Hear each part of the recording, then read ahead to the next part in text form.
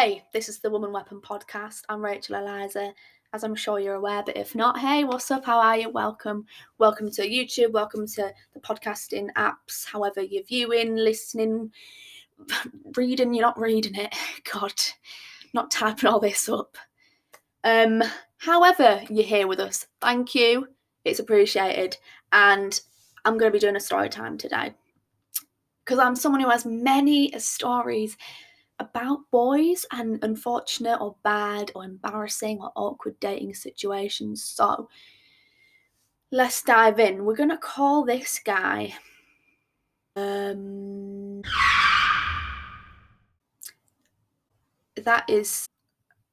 think that's too, I think that might be his middle name, so I'm not gonna, we'll call this guy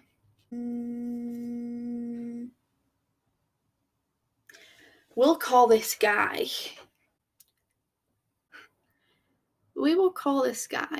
Sam. He's definitely not a Sam, but we'll call him Sam. So Sam and I were talking on Hinge, the dating app, whilst I was in LA. We started chatting. I thought he was really great, obviously. That's why I was talking to him. And then I came back from LA. It'd been about 4 weeks that we were speaking, we got each other's numbers, we were talking on WhatsApp and all that kind of stuff. And then we decided to meet. Now, I'm quite a straight shooter, quite a go-getter. I'm not afraid to ask guys out or any of that stuff. And I think I was the one who mentioned, so are we going to be pen pals, or are we actually going to meet each other? So, okay, now this is where it all begins. So I planned the date. We were going to go to Junkyard Golf Club in Shoreditch and, do a couple rounds, have some drinks, happy days. Now, Sam, he knew that I'd booked for Sunday evening. I think it was about 6 o'clock that I'd booked it for. The week of the date, his replies had got slack. If that's not a red flag, then I don't know what is. But yeah, his replies got slack. Now, he was like a footballer, but like he's on like the second team. His photo wasn't even on the website or anything, but sure, call him a pro footballer. And he was a very busy guy. He had to drive quite far to get to training, gym every single day, very dedicated to what he was doing. And he also does like some other kind of work on the side. So his replies have been kind of dead all week. Now I just put this down to he's busy. Bruh. So Friday night, I get a message from him. He is going to Paris Saturday morning. And I said, okay, but we have a date on Sunday night. And he said, yeah, don't worry, I'll be there. And I was like, okay, make sure you allow enough time. When do you land on Sunday? He said 4 o'clock, I think. Yeah, I think it was 4, because he arrived at 4 at Heathrow. And then that leaves him 2 hours to get to me. He goes. It was just a very last-minute trip to Paris for 24 hours. He went on the Saturday morning. He was meant to fly back Sunday morning. I didn't hear from him a lot of the time because obviously he's on holiday in Paris, classic, just for a day, as you do. And Sunday morning I did message him because I was sort of wanting to know his whereabouts. Things happen with, oh my God, do you hear the dog just snort? It scared me so bad. Shh. Message him on Sunday morning, sorry. And I just wanted to know his whereabouts. Now, the message had been delivered. It wasn't undelivered. So I was like, okay, it's probably at the airport in Paris. So I went to check online, to see which flights were like coming in and out of the area so that I could see if his flight was delayed. I wasn't trying to do up stalker, but I was just simply coming at it from the attitude of, this guy's not replying to me. I want to see if he's going to be on time. If not, obviously I'm not going to get ready. I saw that his flight was meant to be on time. I was like, sweet, I'm just going to carry on as usual then. And that's what I did. He then messaged me quite a while later saying that he was still on the flight, but it hadn't taken off yet, so he's going to be late. And I was like, okay, like, do you know how late at all? I know it's not really like his decision, but does he have some kind of gauge? And he was like, nah, I'll let you know when I land. And I said, great. So I was getting ready, and I was actually nearly done getting ready, and I got a message from him, and he was saying that he'd just landed. And I was like, okay, he's gonna be late. But he was saying to me, just landed, oh, I'm gonna be on time, gonna be on time, gonna be on time. I was skeptical, so skeptical. And he was like, oh, I've just got to get my suitcase. And I said, Paris for 24 hours, you needed a suitcase. Definitely gonna be late. I left my house. I went to the place, and it took me like an hour to get there from my house. Got there and I had a drink. And then he said to me that luggage is still really delayed. It's not going to be there for about an hour. And I was like, okay. He was like, oh, I'm so sorry. Like, I would have just left it and had them send me my stuff if I didn't have some of my valuables in the suitcase. I said, what valuables have you got in your suitcase? And he was like, oh, my iPad, my laptop. You put your iPad and your laptop in a suitcase that isn't kept in the overhead storage. Are you dumb? Clearly, he was. But yeah, so basically, he's saying to me, don't worry, I'll be there, I'll be there, I'll be there, don't worry. So I'm staying. And then more time passes, his replies are getting shit. And he's just like apologising, and I'm like, ugh, fine. The staff at this point are like, oh, this girl she's been dropped by her man. They keep giving me pity drinks, pity looks from across the bar. They're looking at me like, I'm like, no, I just like want to tell them he is coming. I've not been stood up. He's coming. Because I've been here for maybe 2.5 hours now. Ridiculous. I know. But if he hadn't been saying to me, oh, I'll be there, then I would not have waited. But it's because I was expecting him to arrive at some point. Anyway, now it's about an hour until close. And I was like, look, I messaged Sam. I said it closes in about an hour. He was like, oh, I swear. Yeah, I'm not going to make it. I said, what time do you think it was going to close? At midnight? This is a mini golf place. It's a Sunday. Of course it's going to close at like 10, half 10. So I didn't even say much to him. I just left. Meanwhile, the bar staff are looking at me like, oh, that's sad, isn't it? She looked cute. They didn't really say that, but I did. I looked nice. I remember taking some snap stories, and I was like, imagine someone stood me up and I made the effort to look like this, because I looked nice that day. I really did. So I went on a walk along the Thames, because who doesn't love the Thames? And at night it's dark, the lights, it's so pretty. Just calmed myself down, and then I got on the train and I went home. And he said, oh, where are you now? And I was like, mate, I've gone home. And then he's like, oh, what do you want to do? I said, what do you mean, what do you want to do? I paid for tickets for this place. I paid for my drinks. I was there. You were late. Yeah, your luggage and that, you couldn't really help it. But it's still not great for me, is it? I was like, why do I need to make the decision now of what we do? If you want to see me, you're going to see me. But after a lot of to and froing, it was my idea that he drove to my place to finally meet me. Because I said to him, I was like, listen, I feel like if we don't meet today, we're not going to meet. It's been a bit of a waste of time. And he was like, okay, I'll drive to you. Bearing in mind, this guy, his whole philosophy is like, oh, I respect women.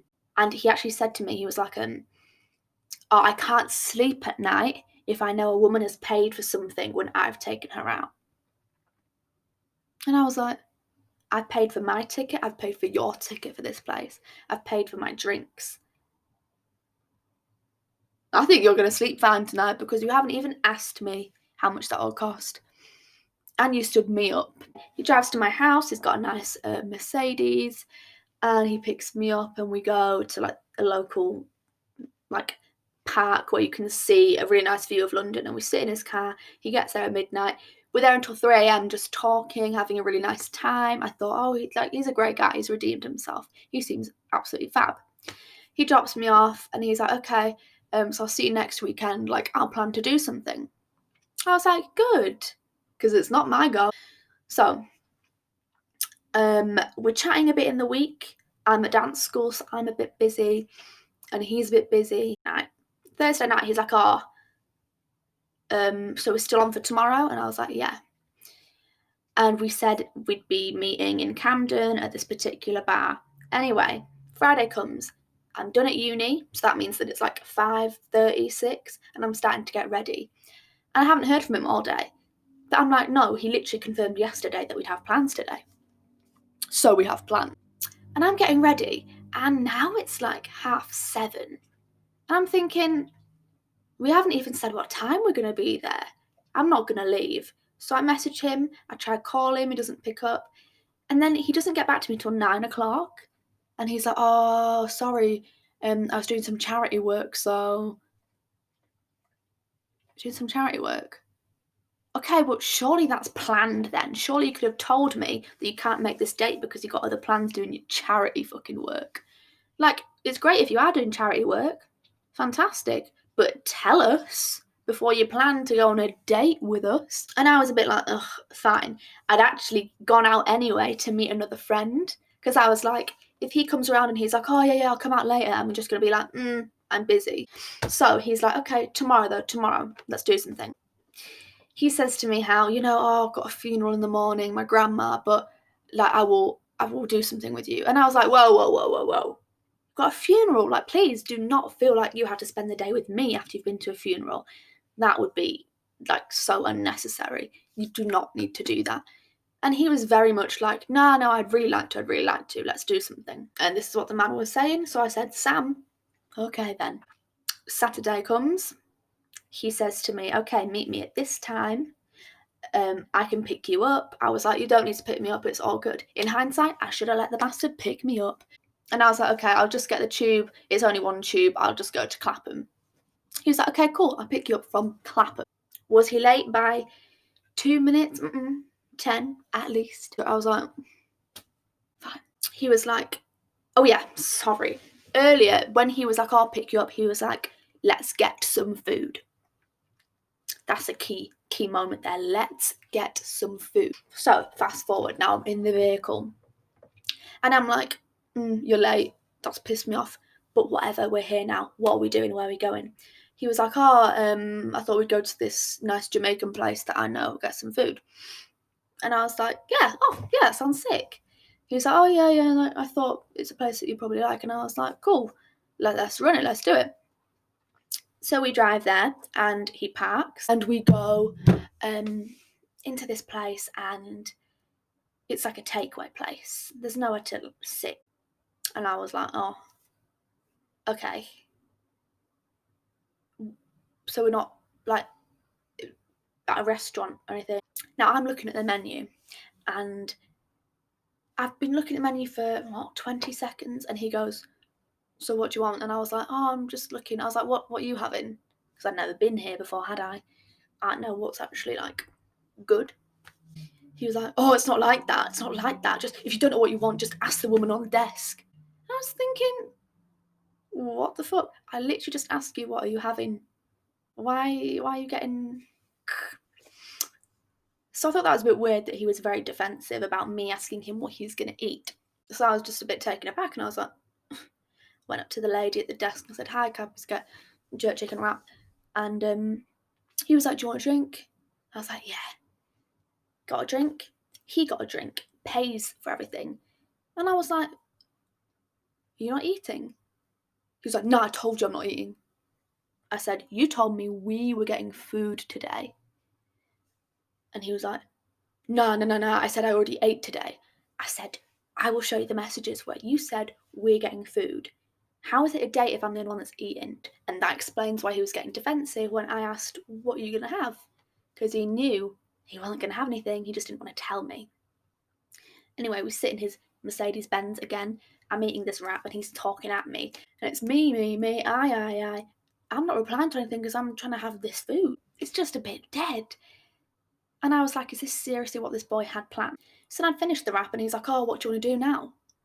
I said, you were supposed to have planned something. He's like, oh yeah, I just didn't have time all week. I was like, he drives into Chelsea, and I was just asking him how his day was because he had the funeral and stuff, and he was like, oh yeah, it was fine. Like, it's like, oh yeah, like everyone was crying, and I don't know why they were crying. She's already been dead for a month. And that was when I knew I'm not seeing this guy again.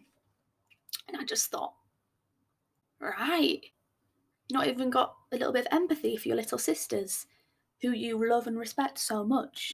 Weird. So we park up in Chelsea, and he's like, oh, do you want to play Truth or Dare? I was thinking, big man wants to play Truth or Dare. This is what you. This is your idea of a date. Anyway, I was like, just get me out of here, basically. He puts on an app, Adult Truth or Dare, on his phone, and it's just like a load of sex questions, like touch your partner's abs and stuff. Strange. And then all of a sudden, he gets a phone call and he hangs up because he's like, I don't want to be rude. And I was like, okay, you've already been quite rude this evening. So well, that's funny. The person calls him again. He picks up. He goes, is it okay that I take this call? And I was like, yes, please be my guest. It's his friend. His friend's like, oh, mate, I've just been stabbed. I'm in Croydon. No one else is picking up. I need your help. I'm listening to this like, oh my God, go help your friend. Hangs up the phone, opens the car door, goes to his boot, opens the boot, and changes from his Chelsea boots into some scratty, dirty Nike trainers. He puts them on, comes back and sits in the car, and he's like punching the steering wheel. I told him not to fuck with those guys anymore. I told him to stop hanging around with them. I know the guys that did it. I'm gonna find the fucking guys that did it. And I was a bit like, oh, angry man. Get me out of this car now. He's just changed into scratty trainers to go fuck up these guys who stabbed his friend. Anyway, he's like, I'm gonna find the guys that did it. I'll drop you off at the station on the way. I was like, please. Anyway, so he drops me off and he was like, oh, I'm so sorry about everything. And I just went, thanks for the rap. Slammed the door, went into the station. Now, this time it was like midnight and none of the Northern Line tubes were running. So I was like, great. Basically, long story short, what happened was I had to go on a whole excursion around London at that time, and it took me many hours to get home. And this guy messaged me. He messaged me an hour later, being like, hope you got back safe. I said, no, I'm not back yet. Like, the Northern Line's closed. This bus isn't running. Da-da-da-da-da-da-da. Bearing in mind, the guy is so like, oh yeah, I can't sleep at night unless I know that the woman hasn't had to pay a penny for the date. I'm like, surely he would offer to pay my Uber, especially because he was the kind of guy who was putting on his Instagram stories like voice notes from him and his accountant, where his accountant is obviously like, he's one of his boys, right? And he's like, oh, Sam, I can't believe you just dropped 50k on this. So I was thinking, for a guy who's always banging on about his cash, banging on about all respect for women, or like, I can't sleep at night unless I know that the woman hasn't had to pay for the date. You can't pay for my Uber home after you know this has been a shit date and I can't get back. He didn't even offer. So I got home about 4 a.m. and I had to wake up at 9 o'clock the next morning for a dance rehearsal. And at this point, my best friend was living with me. And we were both like, oh, dead this. So I messaged him on Sunday and I was like, hey, after last night, I really don't see this going anywhere. Thank you for your time. Good luck with everything. And he puts, me too. I agree. Good luck. I was like, okay, this guy's just butthurt because I'm the one that decided to cut this off, you know, and he's one of the guys who probably does that more often than not, cutting girls off, as opposed to him being cut off by the girl. So I was like, cool, okay, unmatch. Then the next night, when my best friend goes back to her mum's house, I get this call from her at like 1 a.m. She's like, Rach, you have no idea who's just liked me on Hinge. And it's Sam. Sam has just liked my best friend on Hinge. We've been talking for like 6 weeks at this point. He knows who my best friend is. She's on my profile. I talk about her. He did it on purpose. And he liked her. And she was just like, question marks. He goes, oh, I met your friend. It didn't work out still. She's like, you are trash. And I was like, the cheek of the guy. The cheek of the guy. To go to my best friend and be like, oh, I met your friend, it didn't work out still. After what you did to me. Anyway, and he has a blog as well. He wrote a blog post about people who are toxic. And you know when you just know something's targeted at you. God, I forgot what it was, but basically he wrote a blog post about me, I believe, and his whole post was about, make sure you stay clear of toxic people who are just going to sap up all your energy. And I was like, okay, well, that's probably just because I cut it off with you then, isn't it? You've never probably experienced that before from a girl. So yeah, that was one story time. And I've got many more like it. So in the end, I think his friend was fine. The friend who got stabbed went to hospital. Sam didn't end up going to find the guys that stabbed him. He did just go straight to the hospital. But it was a bit concerning that he changed into his little scratty, let's go fuck some shit up trainers beforehand. It made me feel quite like I was in danger.